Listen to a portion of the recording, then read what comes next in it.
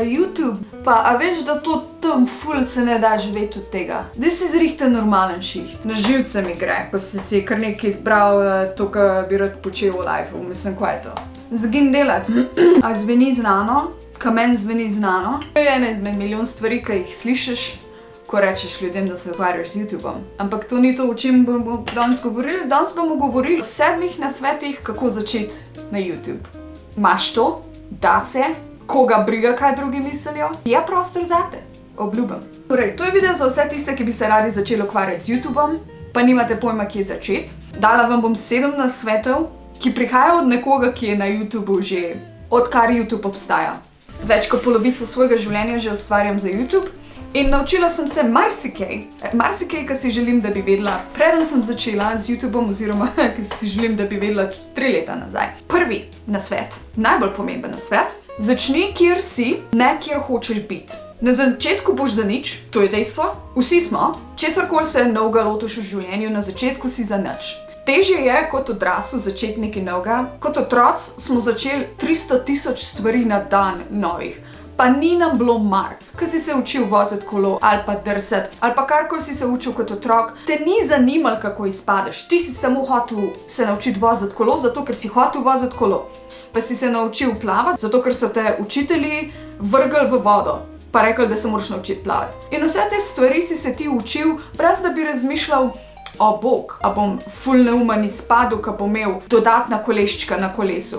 Ne, vedel si, da rabiš dodatna koleščka, zato ker so ti starši to rekli, ampak zdaj veš, da je bilo zaradi varnosti. Ampak nisi pa razmišljal o tem, kaj si drugi mislijo, pa da boš popoln v tem, da se učiš. Tudi zdaj kot odrasel, če se učiš nekaj novega, recimo, da ne znaš smučati. Se ne greš na švicarske gore, na najbolj strma pobočja, na najbolj popularno smučišče se ti učiti smučati. In isto je z YouTubeom. Na začetku pač ne boš delal dobrih videov. Če nikoli v življenju nisi delal videov in če nikoli v življenju nisi prejel kamere v roke na začetku, tisto, kar bo tebi zgledalo dobro, ko boš gledal nazaj, verjem, ni dobro.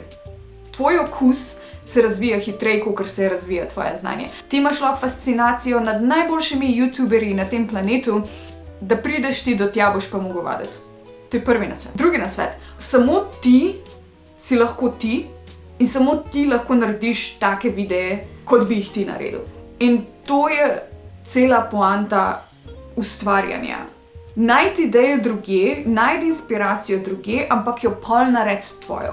To je tisto, kar bo te naredil izvirno, tvoja osebnost. In zato, da ti dobro ustvarjaš, moraš najprej biti dober gledalec. Glej ogromno YouTube video, to je poanta tega.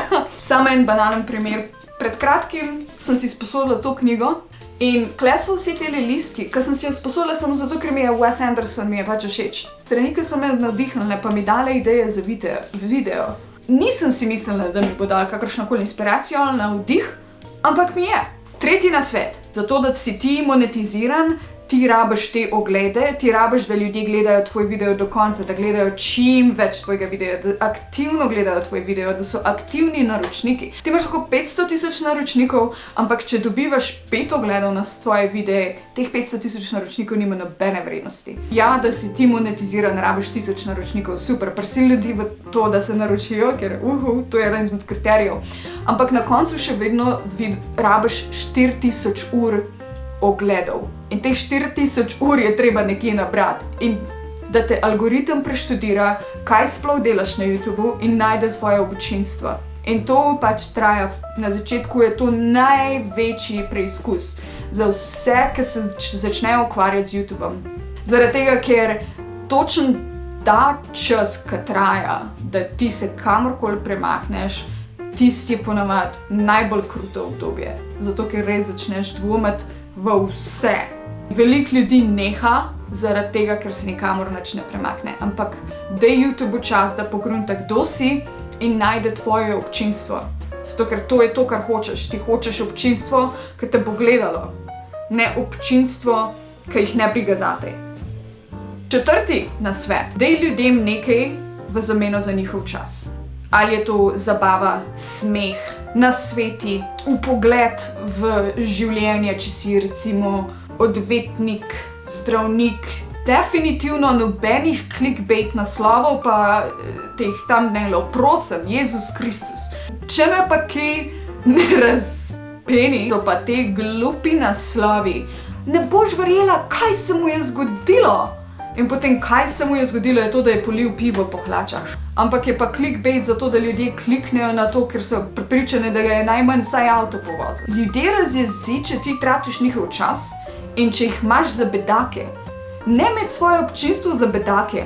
Ne se delati norca iz njih. Ne tratiti njihovega časa. Sam zato, ker hočeš biti influencer. Ne delati tega. In to me tudi... In to me pripelje tudi na 5. nasvet, kako začeti na YouTubu. Na začetku nobenega ne bo brigal zate. Dam ti banalen primer. Če nekdo, ki ima 3 sledilce, objav tole, to nič ne pomeni. Rumen listek, na katerem je smiley. Wow. Nobenega ne bo brigal. Če to objav Emma Chamberlain ali pa nekdo, ki ima 1 milijon sledilcev, se ne bo šlo za listek. Šlo se bo za osebo. Zakaj je ta oseba to objavila?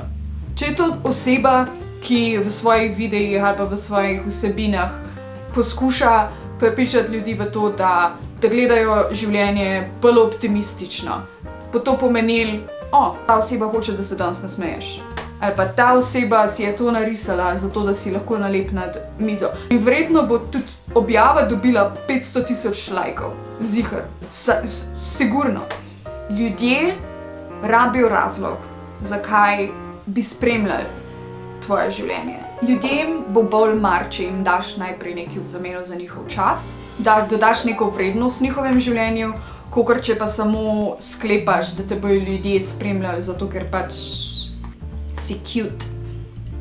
Ok, 6. nasvet. Ne jemlji stvari za samoumevne.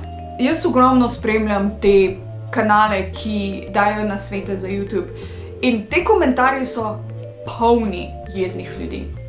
Polni jeznih ljudi, ki ne dobivajo ogledov, ki niso monetizirani, ki toliko enih negativnih čustev glede tega, da se nikamor ne premaknejo. Če ti gre samo za hitre oglede, saj so opcije za to, ampak zelo hitro tudi izgoriš. Kar hitro pride, tudi hitro gre. Definitivno, če objavljaš samo 1 mesec ali pa ne objavljaš redno, ne se pritoževati, da se nikamor ne premakneš. Snemaj, uči se, objavljaj, glej druge videe. In to je moj 7. nasvet. Uživaj v procesu. Ne se sekirati glede ogledov, ne se sekirati glede komentarjev, ne se sekirati glede koliko naročnikov imaš, ne se sekirati, če se nikamor ne premakneš, uživaj v procesu. Samo enkrat boš na tej točki, kjer si, samo enkrat boš začetnik. In ko boš gledal nazaj, ko ti rata in ti bo ratal, ker jaz verjamem vate, daj si razlog, da gledaš nazaj z veseljem, da si užival v tem procesu. To je res poglavje, ki ga lahko napišeš samo enkrat. Samo enkrat. In tudi, če kasneje ustvariš nove kanale, nikoli več ne boš, kjer si zdajle na začetku. In to velja tudi, se mi zdi, za celotno življenje. Nikoli več ne boš, kjer trenutno si. Nikoli več. In nekoč boš mogoče gledal na ta čas in si boš želel, da bi ga lahko podoživel, pa ga ne moreš. In daj si razlog, da gledaš nazaj na vse skupaj z veseljem in z vnemo in z lepimi spomini. Ja, konkurenca je huda. Nekdo tam nekje čaka na videe, ki jih boš točno ti ustvaril. To je nekaj, kar bi mogel biti zabaven. Tako da se zabavi. Pa ne se preveč resno jemati. Ja. To je to!